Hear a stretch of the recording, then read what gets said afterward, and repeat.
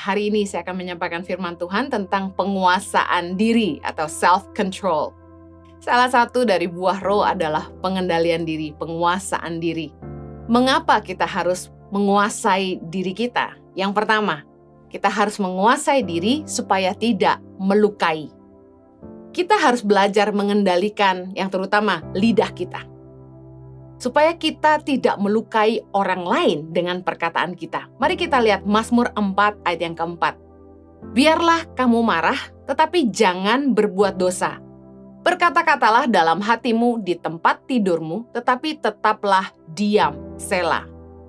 Anda tahu bahwa firman Tuhan ini mengajarkan kepada kita bahwa kalau kita marah, jangan sampai kita berbuat dosa dengan perkataan kita. Lebih baik kita berkata-kata dalam hati di tempat tidur kita. Artinya kita ambil waktu untuk menenangkan diri. Jangan sampai ketika kita emosi, kita mulai marah dan kita mulai lampiaskan emosi kita. Saat kita marah, lebih baik tidak bicara. Karena keputusan yang kita ambil pun pasti salah. Kita perlu belajar menguasai diri kita untuk tidak banyak bicara ketika hati kita sedang marah.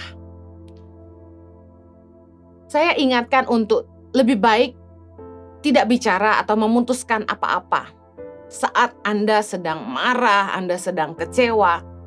Karena ingat, kata-kata yang kita lepaskan tidak bisa kita tarik kembali. Saat kita marah, tentu kita akan mengeluarkan perkataan yang justru bisa memperparah. Kita yang bicara mungkin lupa, tetapi luka yang kita tinggalkan tetap ada. Lukas 6 ayat 45 berkata, karena yang diucapkan mulutnya meluap dari hatinya. Sudah jelas kalau kita sedang marah, pasti hati kita nggak enak dan kata-kata yang keluar pun nggak enak. Kita harus belajar mengendalikan lidah kita. Ketika kita marah, lebih baik kita memilih untuk tidak bicara.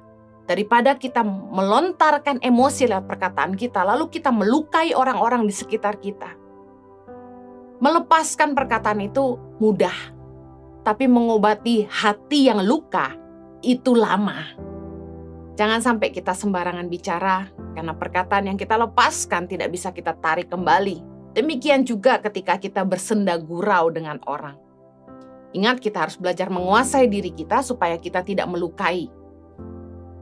Jangan sampai gurauan kita merendahkan orang lain, karena kita bisa merusak gambar diri orang dengan gurauan. Amsal 26 ayat 18 berkata, seperti orang gila menembakkan panah api, panah dan maut, demikianlah orang yang memperdaya sesamanya dan berkata, aku hanya bersenda gurau.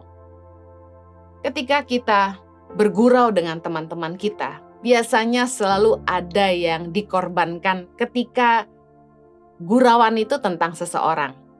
Kita mentertawakan kelucuannya ataupun kebodohannya.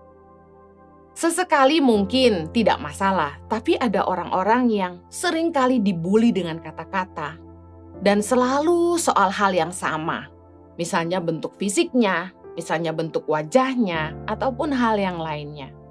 Bagi teman-teman yang mentertawakannya, mungkin maksud hati tidak merendahkan, hanya cari objek untuk diguraukan, jadi bahan gurauan, untuk menghibur semuanya. Tapi saya ingin ingatkan, jangan sampai untuk membuat kita tertawa, kita membuat orang lain berduka. Kita yang bicara mungkin lupa, tapi luka yang kita tinggalkan tetap ada. Jangan sampai kita merusak gambar diri orang dengan gurauan. Dikatakan seperti orang gila menembakkan panah api, panah dan maut. Panah itu kalau sudah nancep, nusuk, itu membuat luka dan biasanya susah dilupakan. Pernahkah Anda direndahkan sama orang atau dicaci maki? Perkataan orang itu melekat di hati Anda sampai susah lupa. Mau tidur ingat, mau mandi ingat, mau makan ingat. Perkataan itu segitu tajamnya. Makanya dikatakan perkataan mulut kita ini seperti panah api, panah dan maut. Kita bisa merusak gambar diri orang karena perkataan kita begitu melekat di pikirannya sehingga merusak gambar dirinya. Kita bisa membuat orang membenci diri mereka sendiri karena perkataan kita. Mungkin banyak di antara kita yang nggak sadar ya, ketika kita bergurau, kita nggak lagi mengendalikan lidah kita. Ayo belajar untuk menguasai diri, kendalikan lidah kita, supaya jangan sampai kita melukai orang lain. Tadi yang pertama, kita harus menguasai diri supaya tidak melukai. Yang kedua, kita harus menguasai diri untuk tidak membela diri. Dalam arti katanya, kita tidak membalas kejahatan dengan kejahatan. Roma 12 ayat 19. Saudara-saudaraku yang kekasih, janganlah kamu sendiri menuntut pembalasan, tetapi berilah tempat kepada murka Allah, sebab ada tertulis, pembalasan itu adalah hakku. Akulah yang akan menuntut pembalasan, firman Tuhan.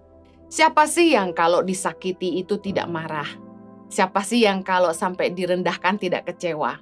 Dan ketika kita marah, ketika orang jahatin kita, tentu secara otomatis manusiawinya kita akan berpikir bagaimana kita membalas perbuatan orang. Ketika orang mencela kita, otomatis kita akan berpikir apa yang kita akan balas dengan perkataan kita.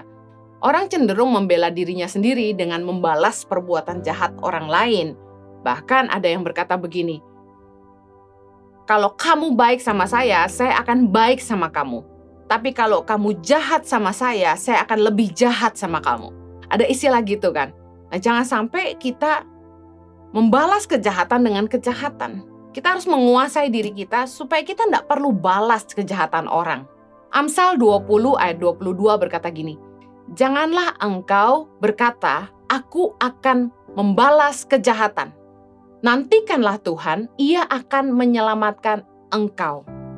Tuhan itu tidak suka melihat manusia saling berbuat jahat satu sama lain.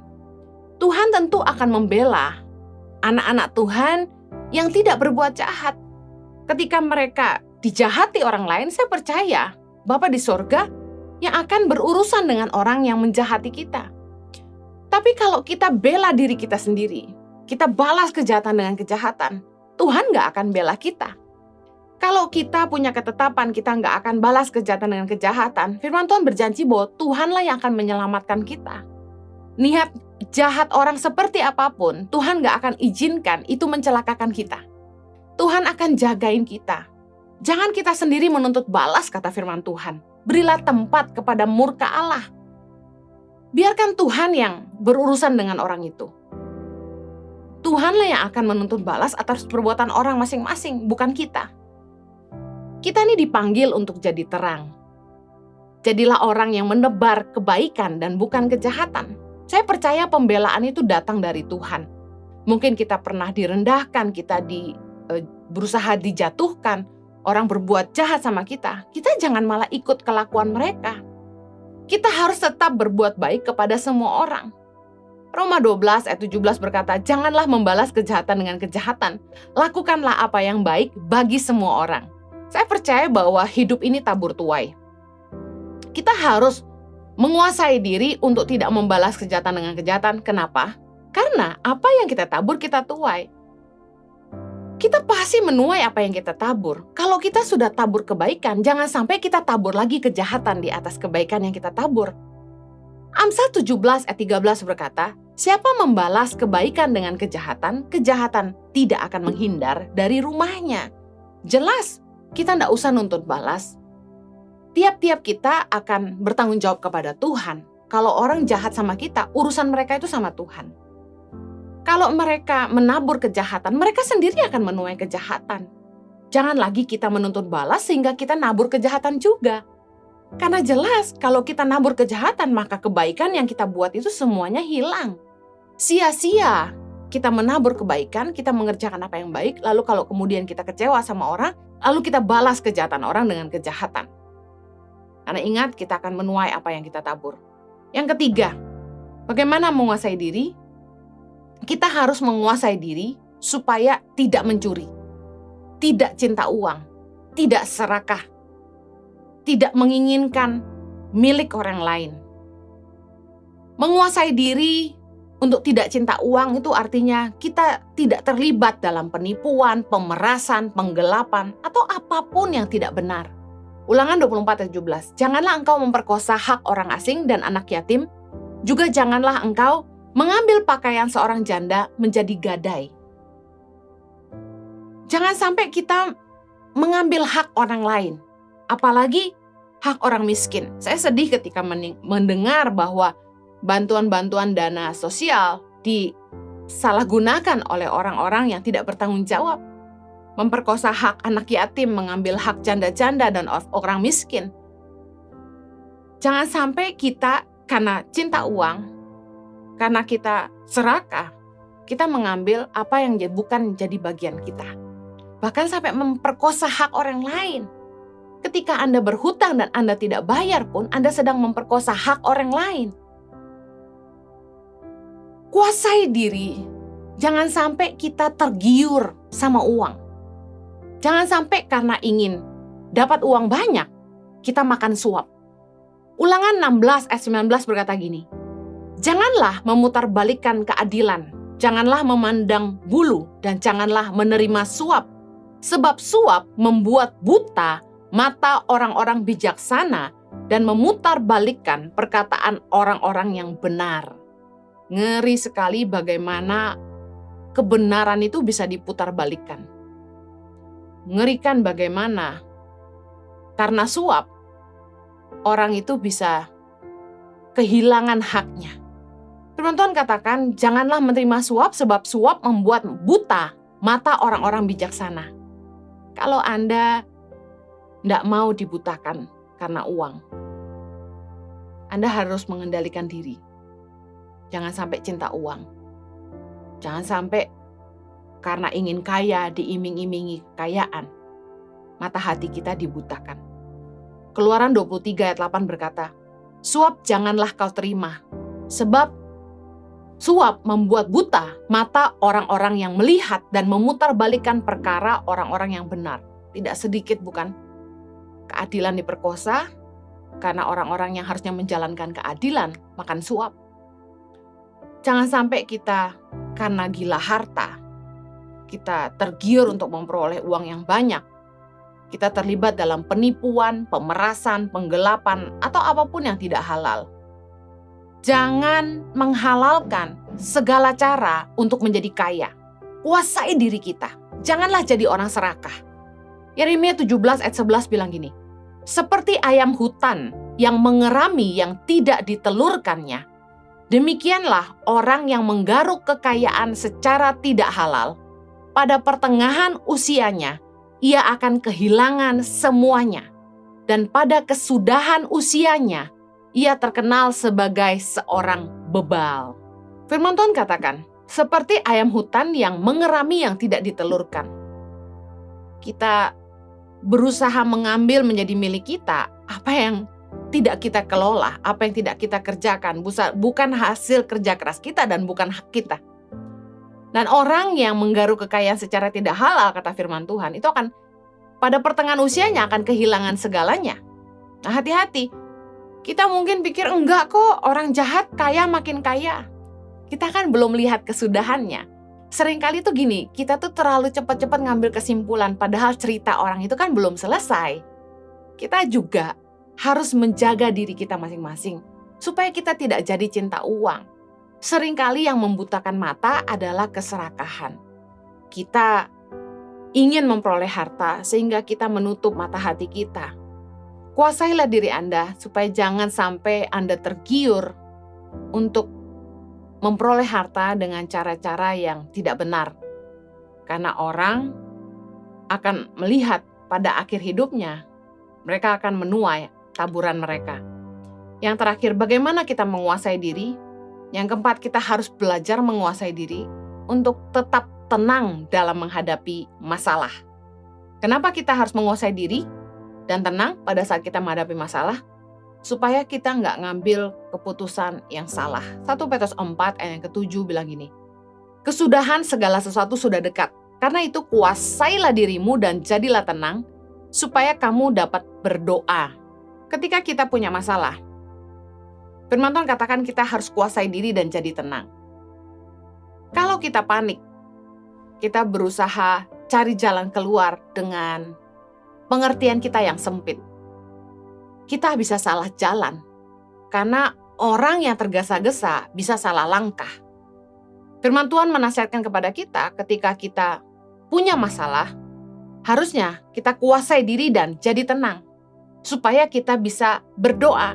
Dalam Yesaya 30:15 dikatakan, dalam tinggal tenang dan percaya terletak kekuatanmu. Kenapa kita harus kuasai diri dan tinggal tenang? Supaya kita memberi waktu untuk Tuhan yang bicara kepada kita. Waktu kita tenang dan berdoa, kita sedang mencari hikmat dari Tuhan untuk menyelesaikan masalah kita. Jangan sampai karena panik, kita bikin keputusan yang salah. Panik itu membuat orang gak bisa berpikir jernih. Contoh, panik sudah umur, jodoh belum datang. Membuat orang berpikir singkat, cari jalan mudah. Dijodohin sama siapa saja, bolehlah. Pasti ada yang berkata bahwa Kak Heni ngomong gampang. Karena Kak Heni sudah nikah, kami ini loh gimana? Saya justru berpikir kita tuh harusnya berpikir sederhana. Karena orang yang berpikir sederhana yang akan bisa mengerti kehendak Allah. Kebanyakan itu otak manusia tuh terlalu pinter untuk mikirin masa depannya. Kita karang-karang sendiri, harus seperti ini, kalau nggak gini kita nggak mau. Kalau saya mikirnya sederhana aja, saya sudah serahkan sama Tuhan. Kalau memang Tuhan pertemukan, puji Tuhan. Kalau Tuhan gak pertemukan, ya sudah. Seringkali manusia tuh maksa. Jangan panik, jangan tergesa-gesa. Amsal 19:2 bilang, kita kan salah langkah. Panik membuat kita gak bisa mengerti apa yang jadi kehendak Tuhan bagi kita. Kita harus kuasai diri dan jadi tenang. Di saat Anda sedang mungkin pusing, stres dengan masalah Anda, keputusan apa yang Anda harus ambil untuk usaha, pekerjaan, rumah tangga. Firman Tuhan nasihatkan kita bahwa kita harus kuasai diri dan jadi tenang supaya kita bisa berdoa. Dengan begitu kita menyerahkan hidup kita ke tangan Tuhan dan minta hikmat kepada Dia yang pasti memberikan kita jalan keluar untuk masalah kita. Saya berdoa agar setiap kita bisa menguasai diri supaya kita tidak melukai.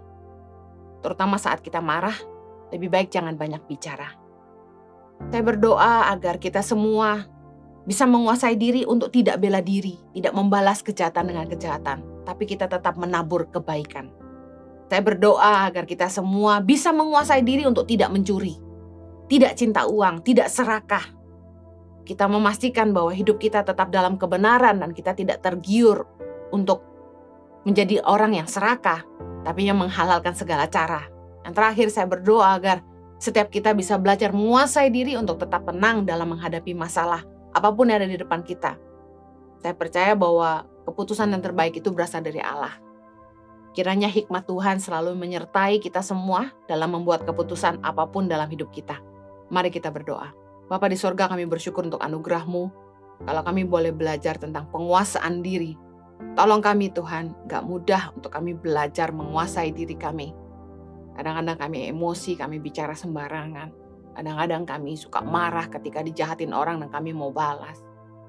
Kami sulit untuk menguasai diri kami ketika kami punya keinginan.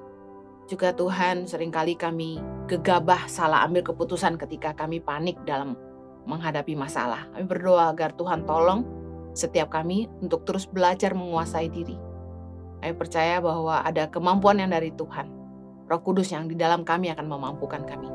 Demi nama Yesus kami berdoa. Amen.